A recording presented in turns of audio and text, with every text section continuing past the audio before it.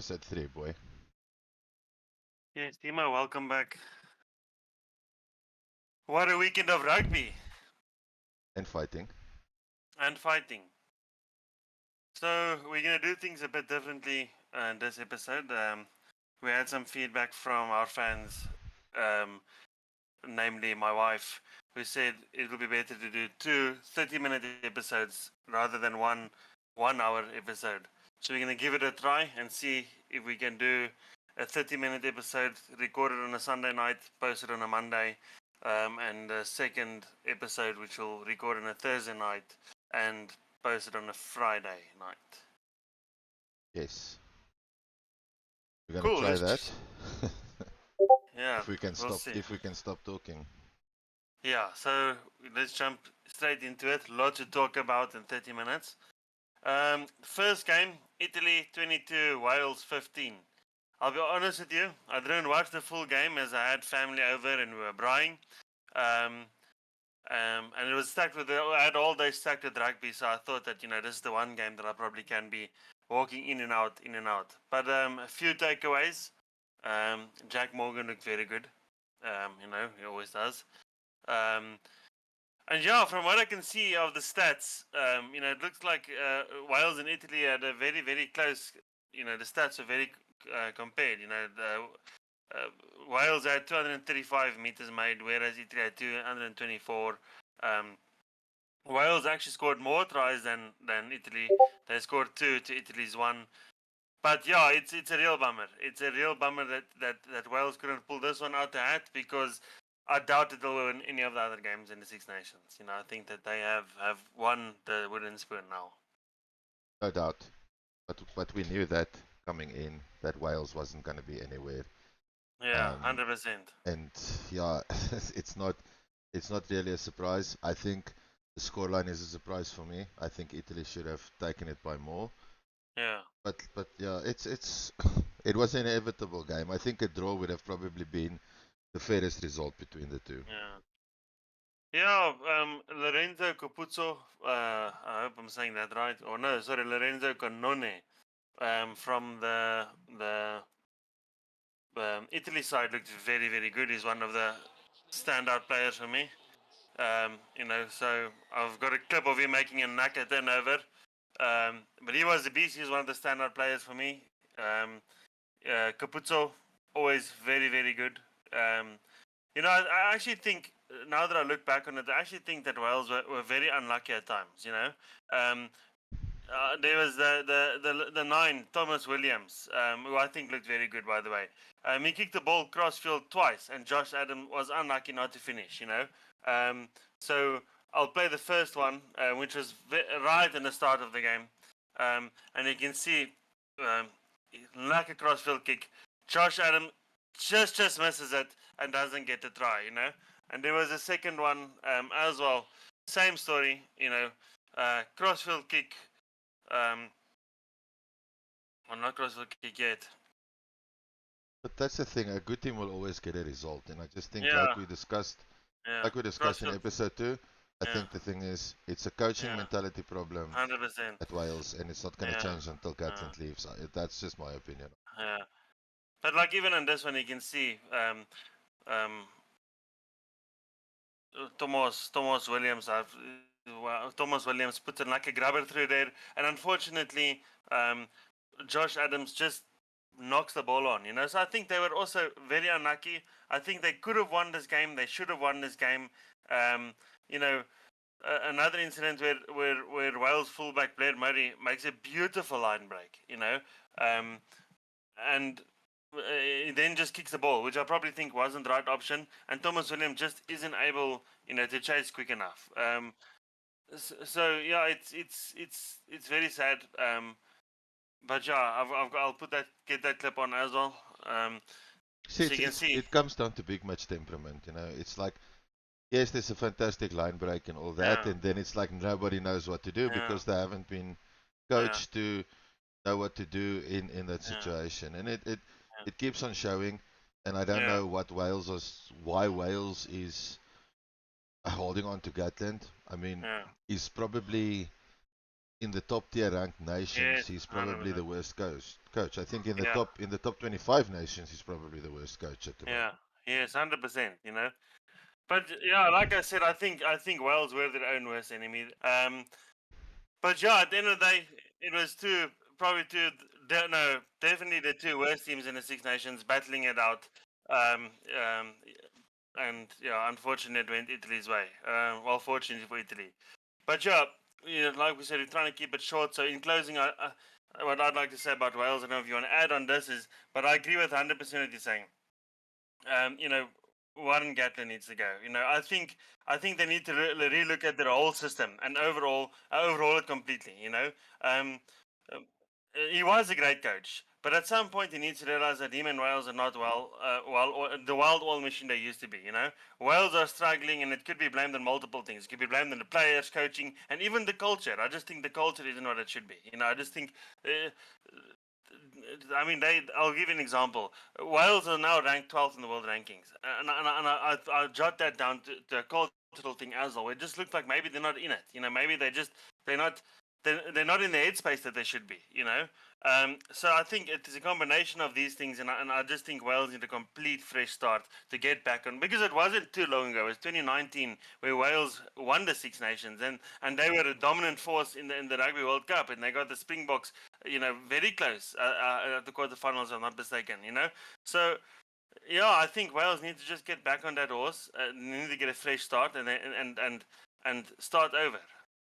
I agree. It comes down to that. I think it's when a team has a losing mentality and Wales has a losing mentality, Yeah, it's hard to recover from that. But if a team starts getting a losing mentality, you need to start looking at the coaching yeah, style first.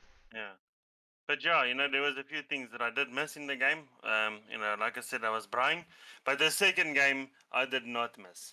The second game was England and France, and what a game. Okay, we were wrong about Marcus Smith. He was brilliant at 15. He's okay. In all fairness, his defense wasn't the best, but he was brilliant. He missed a few kicks, he did. But Finn Smith, man of the match, well deserved. He had a crossfield kick that led to the second try of England. I'll play that one now. But yes, it was really Finn Smith was another beast. There's Tom Curry carrying the ball. Um, Finn Smith goes for the crossfield kick, Crossfield and kick's then always going to be 50-50, but if you finish it off, yeah, England probably have the biggest wingers in world rugby at the moment. And I think in situations like that, they need to capitalize on having the big wings and using yeah, them in the air and whatnot. And that's what they did. yeah. I like Tommy Freeman. He had a very very good game. Um, so I'm very happy with that. Um, Ramos looked good. He also missed a few kicks. He looked very good. Tom Curry is amazing. I honestly think that Tom Curry is probably one of the best players that England have at the moment. Um, I've got a clip of Tom Curry making a beautiful turnover, which he's done the previous game as well, and he's just he's a monster. Once again, there's an argument made that he could have been man of the match as well. Alex Mitchell looked very good, better than last weekend. And between you and me, Timo, Alex Mitchell was the best nine on the field on that day. Um, I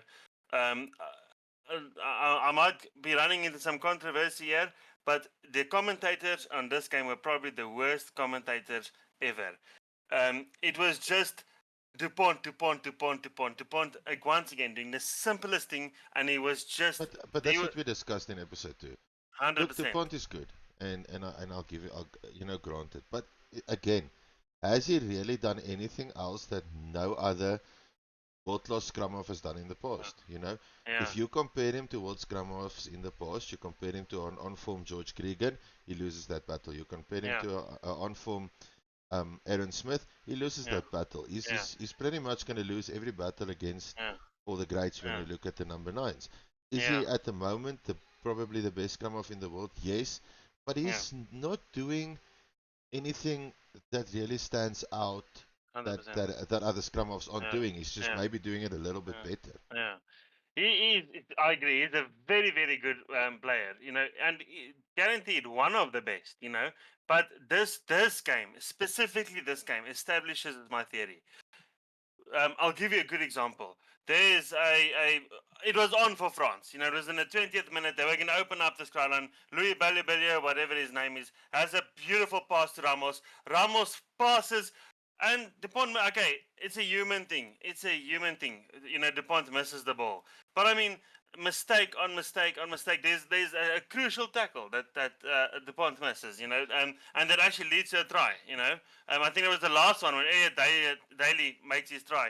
It just, to me, I just feel like he was so overhyped in this I game. was watching that with the commentators again, and Dupont congratulated him after he scored the try, and Yeah, they completely overshadowed Daly's try, which was a good try, yeah, by the fact that Dupont congratulated him.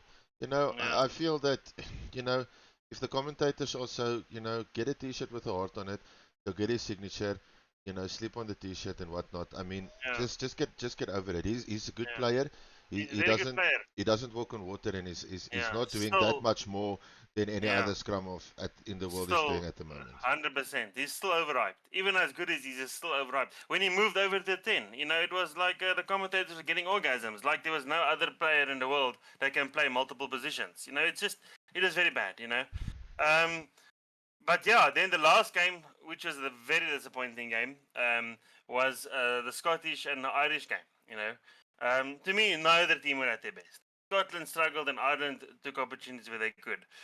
Scotland was bad, Ireland was average, but Ireland they capitalized. In But fact, that's probably like I said earlier, a good team will always get the results. It wasn't a pretty game. It wasn't the elegant Irish side we used to. However, 30-18, when you're not at your best, against another nation that's also in the top 10, you know, is still a good win though. yeah, it is. I just feel like Ireland are not what they used to be, and I can say I think they're going to lose to France. To be honest with you, if they don't, obviously they're going to win. Well, it's at the moment This, it's their Six Nations to lose, yeah, they're the only game because that hasn't lost a game. You're hundred yes, I percent mean, correct. England pulled the rabbit out of the hat this weekend. Yeah, So whatever we predict England to do, just go with the opposite, because we predicted them to win the first game, they lost. We predicted yeah, them to lose the second game, they won. yeah, So if you yeah, wanna save bet, in the next match, do the opposite. What we yeah. tell what we predict. Yeah, yeah. Like I said, Scotland started off with beautiful defense. They had two held up tries. By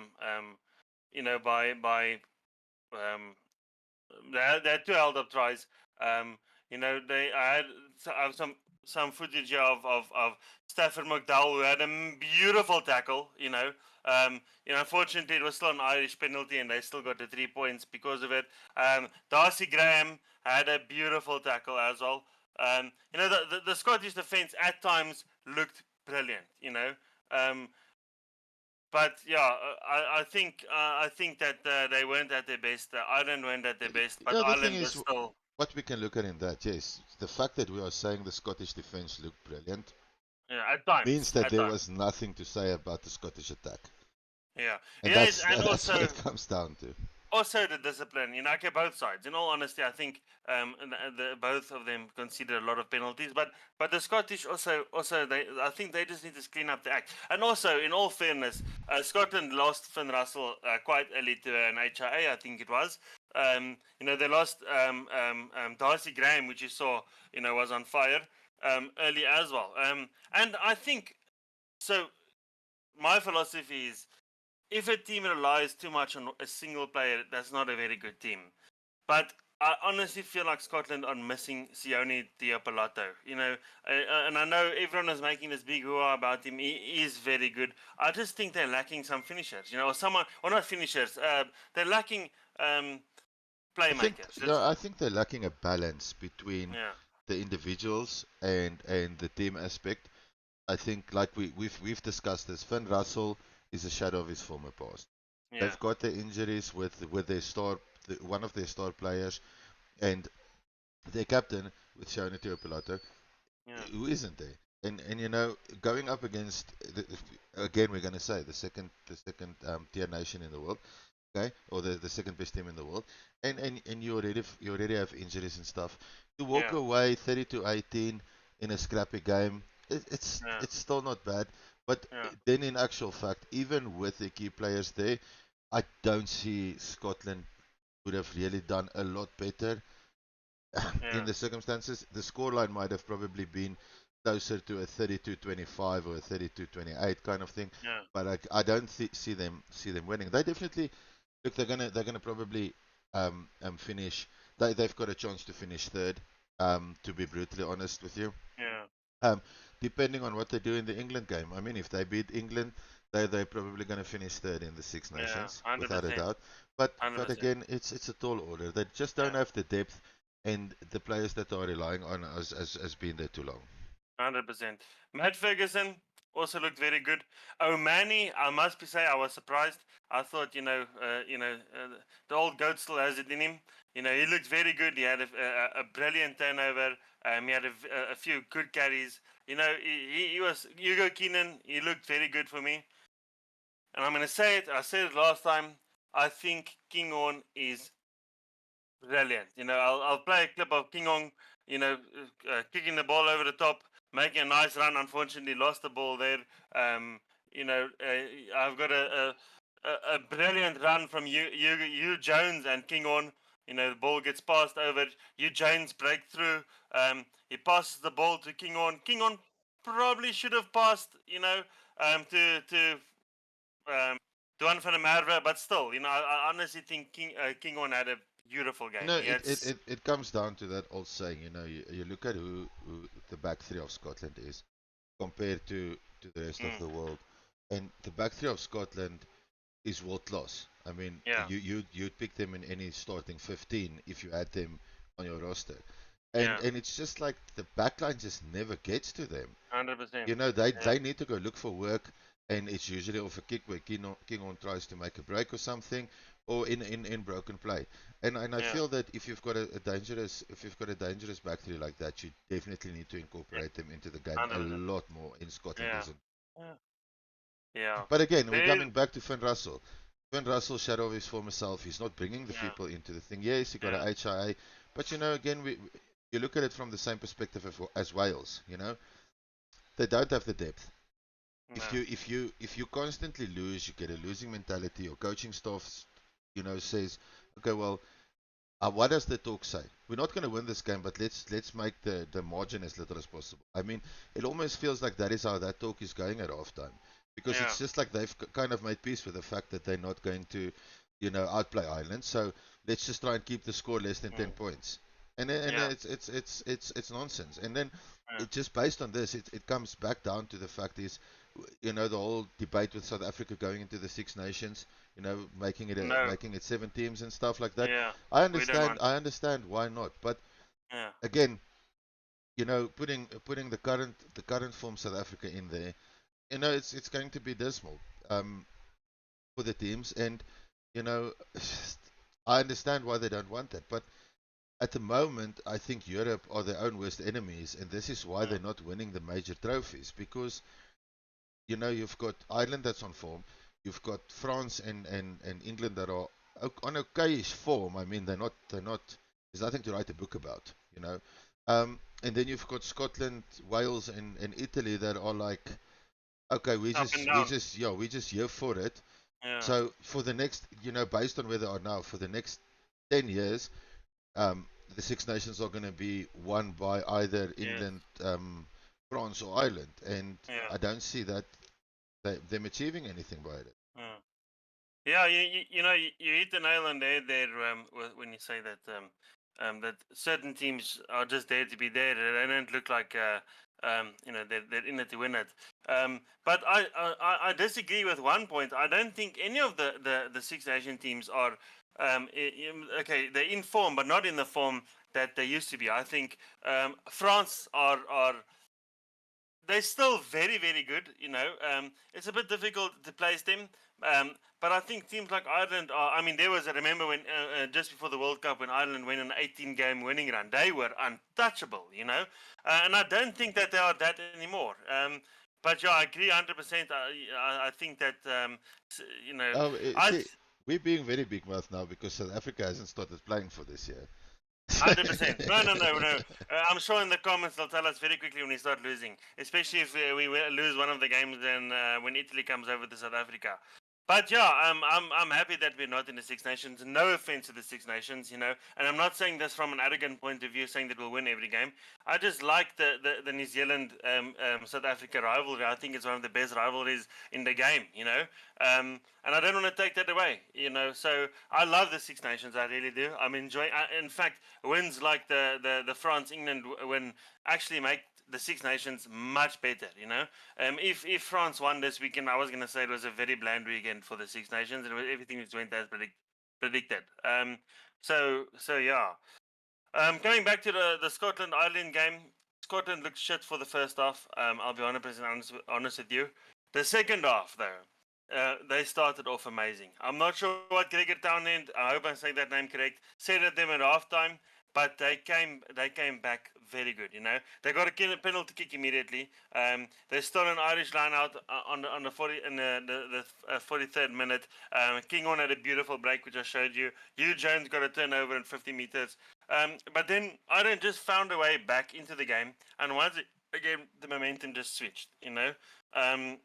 So yeah, I think Scotland are going to be very, very disappointed that they didn't even get a losing bonus point out of this game.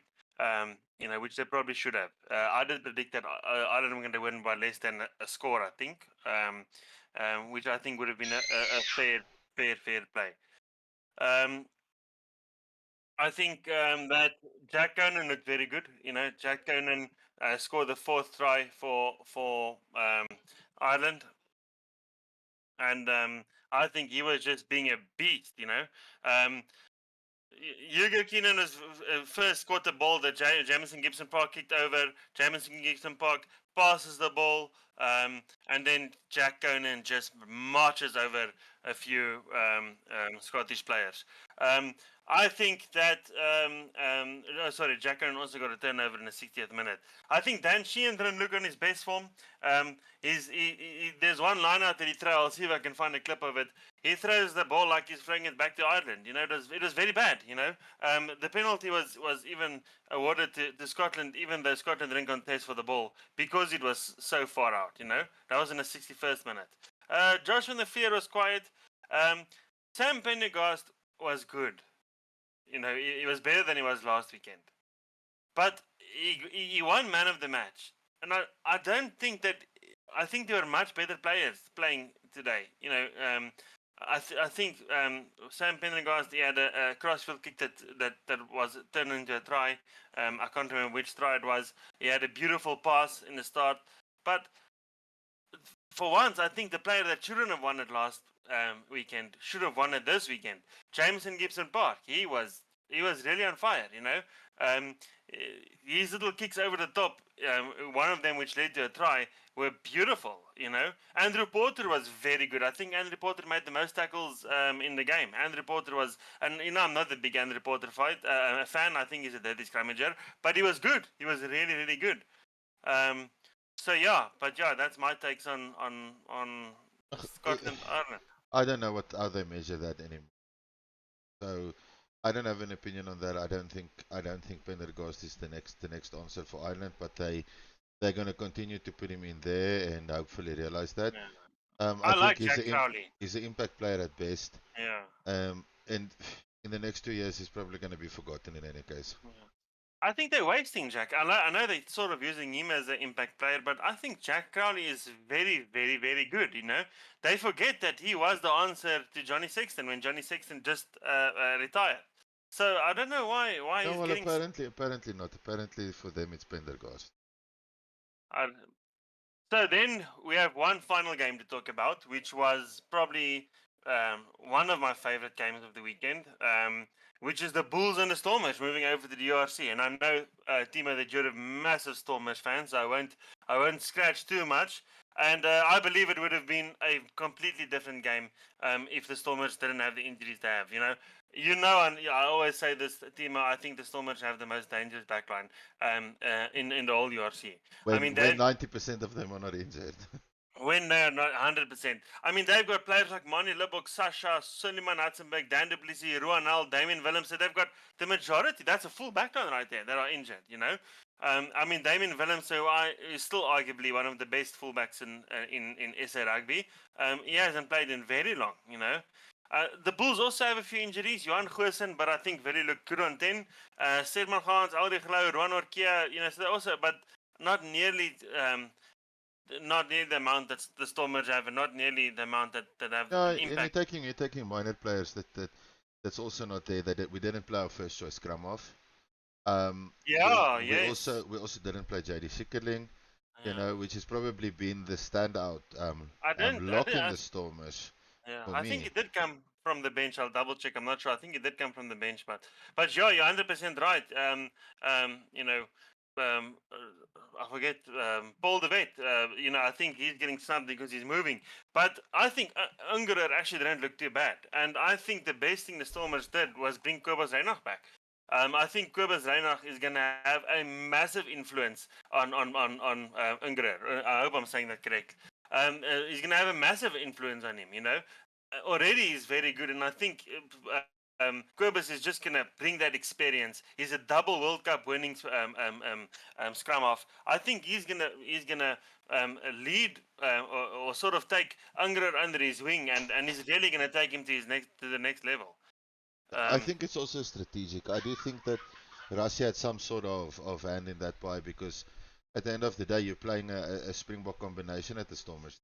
yeah, You have Reinach yeah, playing next to Mani Lebok. I think it's strategic. You start building combinations like that, yeah, and that's one thing you need to look at when you look at All Black Rugby, for example. They've been doing that for years, and that's why their yeah, combinations always look good yeah, because the players play so much club rugby together, yeah, and they don't have situations where a franchise sits with 25 fly-offs hundred and the percent. other franchise doesn't even have one. Yeah. But I do think the Bulls should have won it with a lot I more. know. I agree with you 100%. I But agree with you 100%. but look, the thing is there's a lot of good to take out of it Yeah, from a Stormers perspective, giving a lot of your more unrecognized players chance.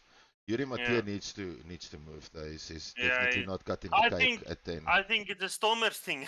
Funny enough, it looks like Stormers don't know how to kick because he missed so many kicks. But yeah, coming back to injury. But then again, just to add on that, sorry, they're playing a ex fly off that probably played like 4 games in his career, and now all of a No, sudden hundred he's a percent. kicking coach of Yeah, probably the most successful South African franchise when it yeah. comes to rugby. 100%, and I think John Dobson actually said that leading up into the week, where he said that a lot of his players are coming in cold, where they don't have enough playtime. I think, I don't think Yuri I wish Mathieu he is would one be of them. left out cold for a bit though. Yeah, well, I don't think he's making the top 8. I don't think his team is making the top 8, to be Maybe honest he with you. should maybe he should apply for a job in Wales, then he can continue to coach the shit rugby over there. But yeah, coming coming back to injuries, I see Ulrich Rose out for 18 months, and that's actually one of the players that we forgot to linger on because Ulrich Rose is a massive loss for the Bulls. He is their captain, or has been their captain, and I honestly stick to my word, see him as a future Springbok captain. Well, I don't think Ulrich is going to recover. We discussed that in our first episode. We, Yeah, we, we talked about it. Coming back in that position, it's an impact position. He's an impact player and stuff like that. And coming back from an injury, going into that position, playing against the quality loose forwards and forwards that are currently in the URC and yeah. internationally, it's a very hard thing to come back from. 100%. Yeah. But yeah, I agree with you when you say the Bulls should have won with a lot more. I think at times, the Bulls look like a top 2 team in the URC. But they were they allowed the Stormers to come back in the game because of their own mistakes. They were just giving penalties away. constantly. I think probably one of the only Stormers tries that was really a very, very good, well worked try. Is the one from the boogeyman, Okay, that's unfair. There's a few that were very good, but that was probably one of the most beautiful tries. Is where Warwick Galant just broke through and he made a beautiful, beautiful, beautiful try. Yes. The Bulls have a lot of confidence or a lot of good things that they can be confident about in the game. Their maul defense was amazing. Their scrums was amazing. Kobus Visa was hard. He's injured. I hope it's not too bad. But I think the number one thing they need to work on is their discipline. Marcel Coetzee was a beast. Um, you know, the other thing that I sort of disagree, and people can disagree with me, and I know that in a high stake game like this, with in front of 55,000 fans, the Bulls had a lot to win and lose in this game, and the Storm had a lot to win and lose in this game. They kept on going for 3 points, and I disagree with that. I think if you have the penalty and you're close enough to get the line out throw in the 22, go for it. The Bulls have beasts of forwards. They have people like Kobus Vise. They have people like Cameron Hanekom. They have people like Johan Grobler who can just carry a ball for meters on end. So I don't know why they don't back their forwards and go for that maul try. No disrespect to the Stormers. They also have a lot of good forwards. They've got Branas there, but I just felt like even judging by the way the scrum went, the Bulls would have walked all over them. But yeah, anyways, I'm not Jake White. Jake White is a Rugby World Cup winning coach, so he knows what he's doing. Akker van der Merwe was a beast.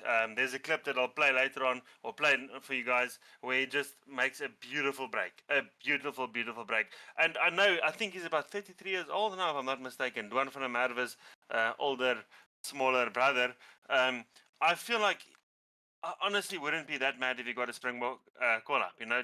I just feel like he's 33 years old. I just feel like the guy at least deserves it. I think he's been capped as a Springbok before, but I honestly feel like the guy in the form that he is in currently, he deserves to play a few games against Italy. I know that we are building for 2027, but give the boy a chance.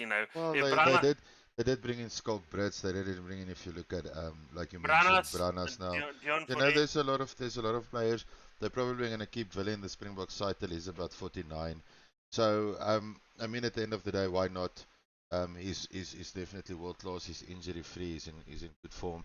So there's no yeah. reason for that not to happen.